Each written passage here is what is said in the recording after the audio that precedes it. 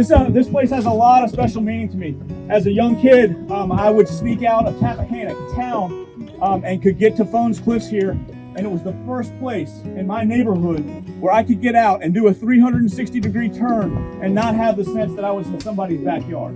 And I can tell you right now, as a middle-aged man, that's becoming more and more rare every day, that you have this open space, a place like Phones Cliffs, where you can connect with nature, and in this case, a landscape that illustrates a story, I think one of the best stories of John Smith's travels through the Chesapeake Bay. It illustrates that story that's more than 400 years old. Smith, at this time, is still taking winter in Jamestown. He's walking around making these maps around Jamestown on these hiking expeditions when he's captured by a guy named Opie-Chencanow, who's pretty high up in the Algonquin tribe under the chiefdom of Powhatan. Does anybody know who Powhatan is? Well, Powhatan's the head chief. He's got a pretty famous daughter in our history as well. Pocahontas. So Smith gets captured by Pocahontas' uncle, Opie-Chencanow. Opie-Chencanow is confident that Smith is the same guy that came up 3 years earlier to Tappahannock and killed the chief and took 3 warriors.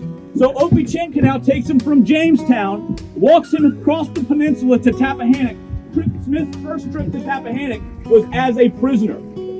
And at each town, they say, no, that's not the same guy. He's too short and he's got red hair. And so eventually they let him go.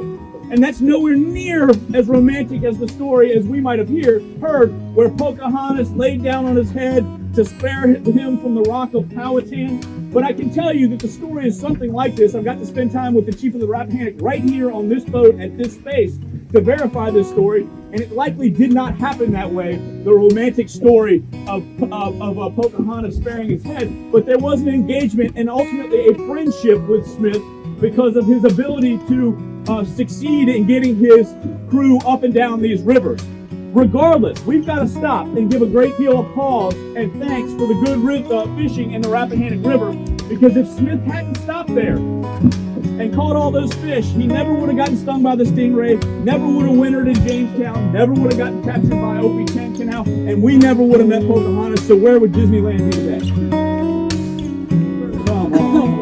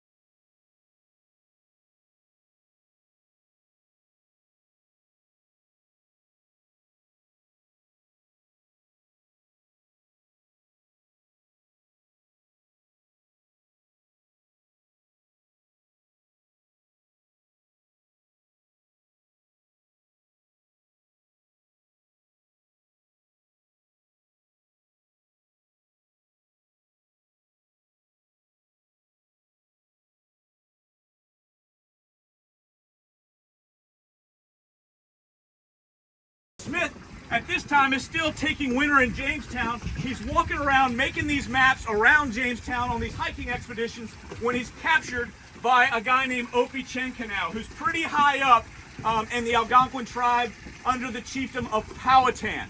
Does anybody know who Powhatan is? Well, Powhatan's the head chief. He's got a pretty famous daughter in our history as well. Pocahontas. So Smith gets captured by Pocahontas' uncle, Opichencanao. Opichencanao is confident that Smith is the same guy that came up 3 years earlier to Tappahannock and killed the chief and took 3 warriors. So Opichencanao takes him from Jamestown, walks him across the peninsula to Tappahannock. Smith's first trip to Tappahannock was as a prisoner. And at each town, they say, no, that's not the same guy. He's too short and he's got red hair. And so eventually they let him go. And that's nowhere near as romantic as the story as we might have heard, where Pocahontas laid down on his head to spare him from the rock of Powhatan.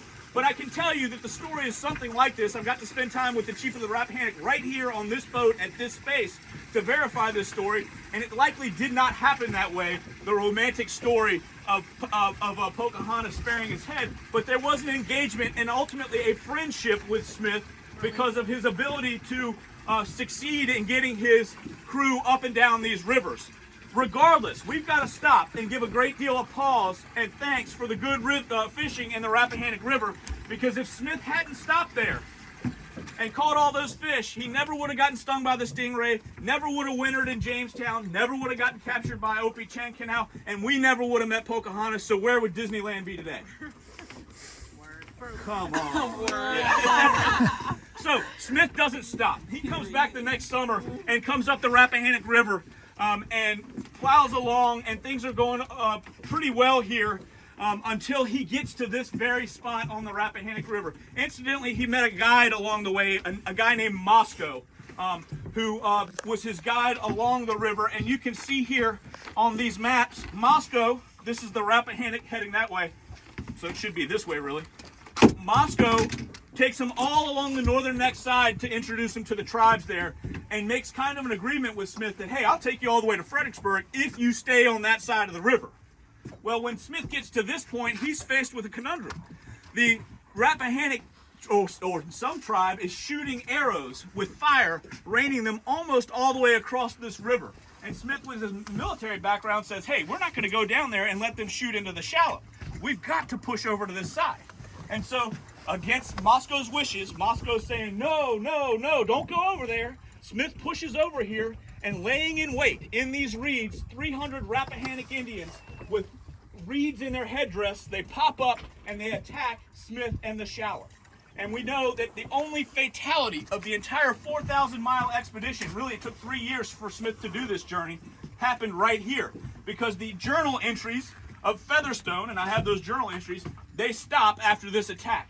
And then 2 days later, about 4 miles that way, we have a burial at sea at what is still known today as Featherstone's Bay, this way. So, again, Smith, an incredible leader, led them through all these challenges into unknown territory, and the only mortal wounding, the only fatality of that expedition happened right here at this space, and is still illustrated by this landscape that we see very much the same way that Smith would have seen over 400 years ago. And like I say, that's incredibly special. Now the tribe pops up and they cheer. They're thinking, hey, we won, we'll never see you again. They were pretty wrong about that. All right.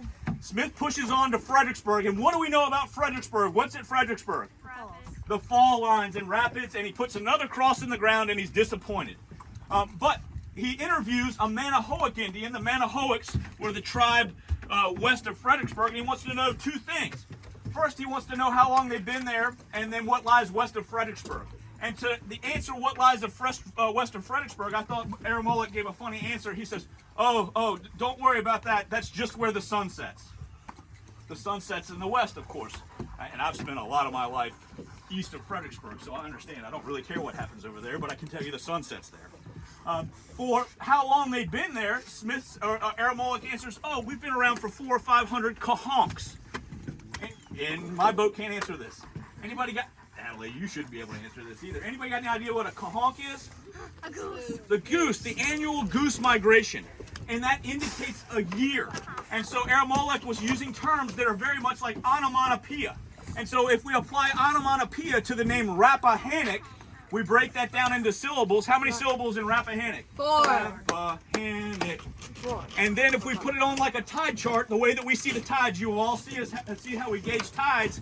The tide comes in, the tide goes out, the tide comes in, the tide goes out. That happens twice a day for the incoming, twice a day for the outgoing. And when we break that down into syllables and parent, Rappahannock, the river that rises and falls rapidly.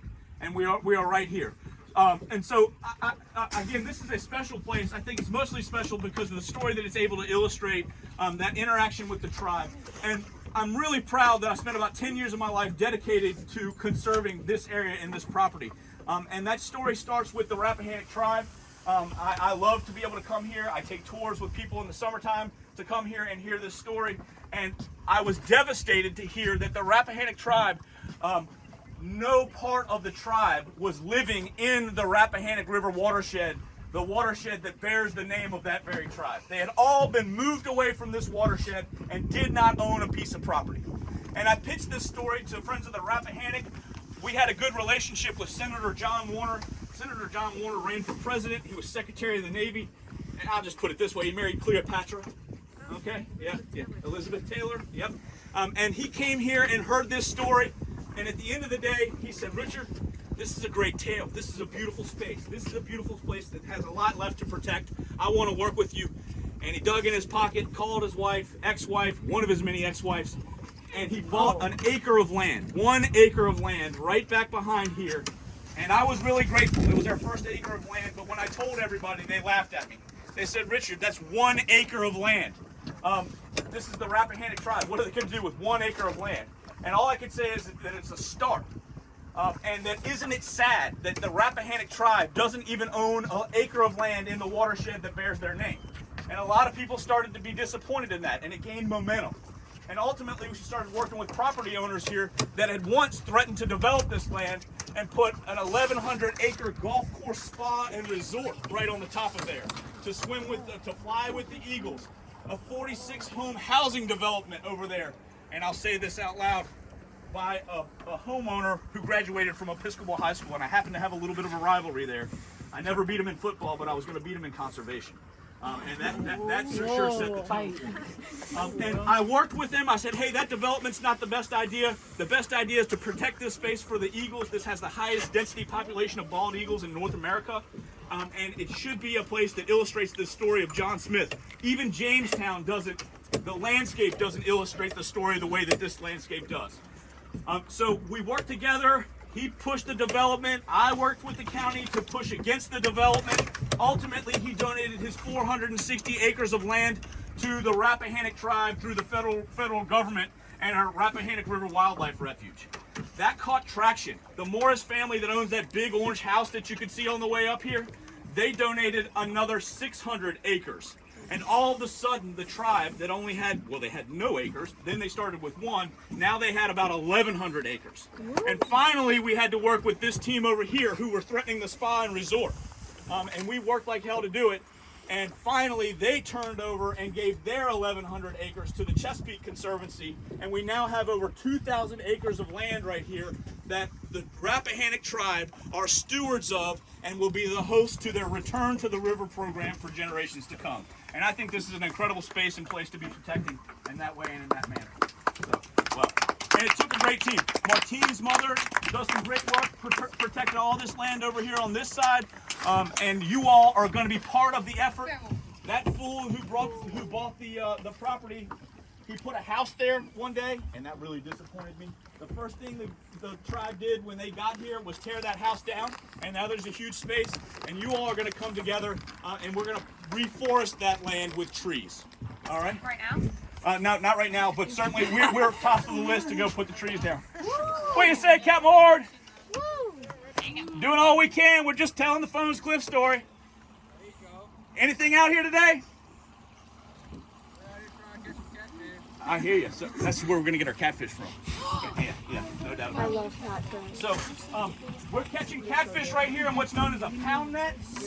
The fish move along the shoreline here, and they run into that net. They're not gilled in it. but they make a decision. They either need to go up on that shoreline. How'd y'all do today? I got you. Good stuff. Some big eels. Whoa! Someone take a picture of that. Oh my god. And those are catfish pots. They go right into that funnel on the end. Oh, And we catch them up from there. that's so cool. So we're all excited about catfish on the menu. There you go. Take that. Yeah, Barrymore's coming to see. Barrymore wants some. In the little bucket. So team, back to our pound net here. This is a traditional style that would have been taking place of fishing, would have been taking place at the time when Smith came up here by the Rappahannock tribe. The fish move in and out with the tide. They're faced with a decision when they come across that net that is perpendicular to the shoreline. Fish instinctively know that they don't want to go